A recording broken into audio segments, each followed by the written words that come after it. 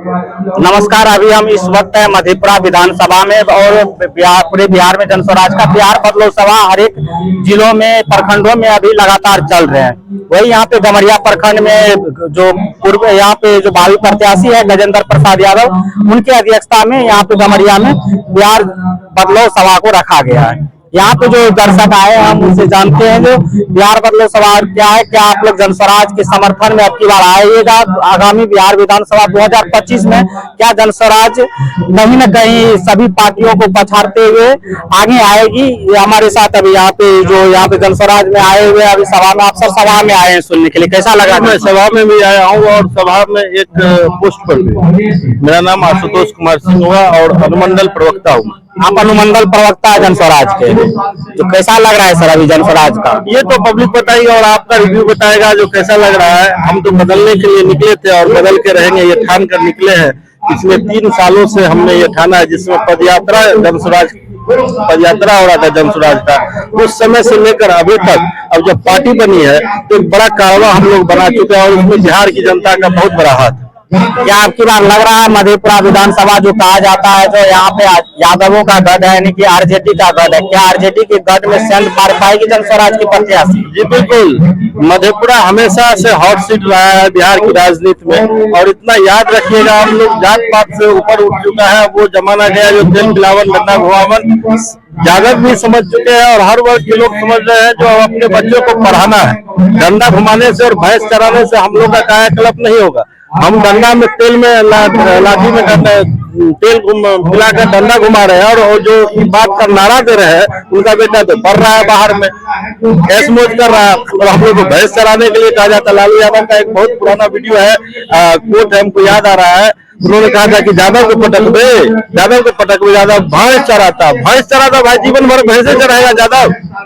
उनको आगे बढ़ने का मौका दिया ही नहीं जा रहा है। वो तो सर एक उनका मजाकिया अंदाज सब दिन से रहा है लालू जी का, तो मजाकिया अंदाज से वो सभी को मनोबल करते हैं, मनोरंजन करवाते हैं, मन को भी बहलाते हैं। क्या मधेपुरा विधानसभा अब की बार जनस्वराज ले पाएगी? क्या आप अगर मधेपुरा विधानसभा में तैयारी कर रहे हैं तो मधेपुरा विधानसभा में आपको कैसे लोग प्रभावित होंगे आपसे जो अब की बार वोट देंगे जनस्वराज?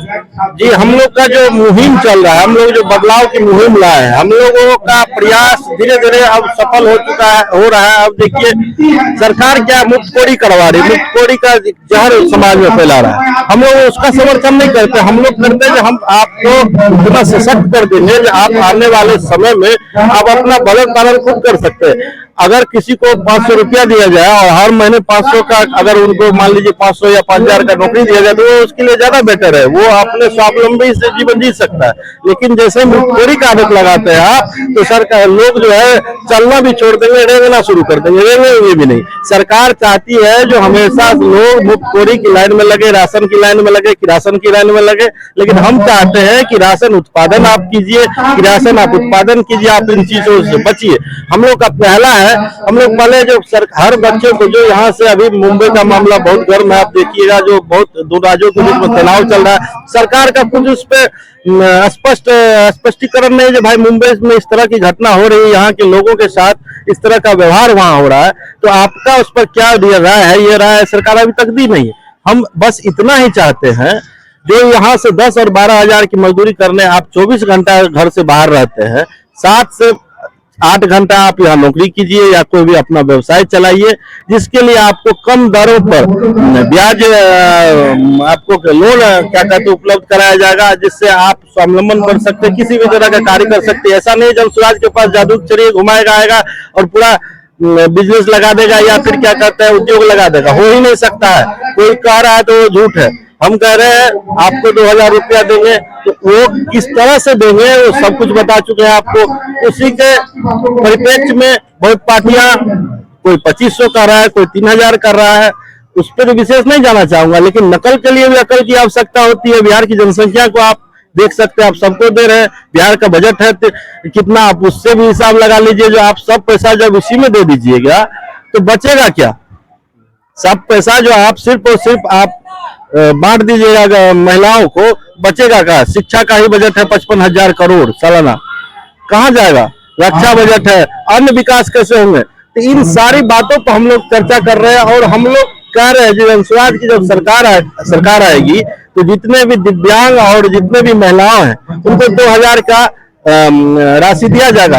अभी 1100 हुआ, वो भी जनसुराज ही चला रहा है इस मुहिम को, पिछले 1-1.5 सालों से इस बात को रख रहा है बार बार।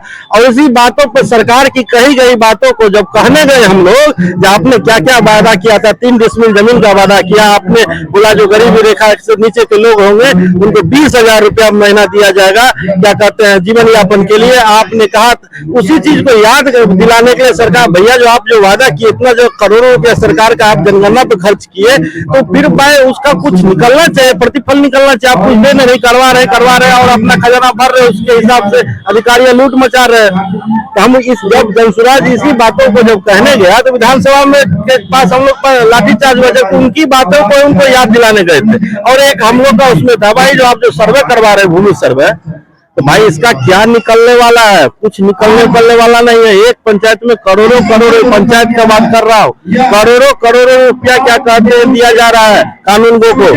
क्यों? कहीं नाम छूट गया, कहीं कुछ छूट गया। फिर उसके बाद अभी पर्चा जो बढ़ रहा है उसमें भी 99% गलती ही करता है, ताकि उस चीज को में फिर सुधार में जब जाए फिर आपसे पैसा लिया जाए, मोटी रकम लिया जाए।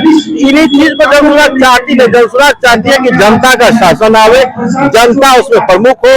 जो डेमोक्रेसी है, जो जिसकी परिभाषा है of the people for the people by the people, उस परिभाषा को क्या कहते हैं परिकल्पित करने के लिए जनसुराज इस व्यवस्था से लाना चाहती है, जहाँ हमारे और आपके बीच से गरीब का बेटा एक इस मधेपुरा विधानसभा का बेटा अगर जाएगा और इस परिस्थितियों से उभर कर जब जाएगा तो अपने माँ बाप और अपने समाज के दर्द को जब समझेगा और सदन में उस बात को उठाएगा तो उसकी बात की गंभीरता से लिया जाएगा। इन्हीं सब चीजों में मुहिम हम लोग लगे हुए हैं और जनता का इसमें अपार स्नेह मिल रहा है। जिस तरह का भीड़ हम लोग की सभा में उमड़ रही है, जनसुराज की सभा और प्रशांत किशोर जी की सभा में उमड़ रही है, यह देख लीजिएगा जो सत्ता और शासन दोनों बात कर रहा हूँ।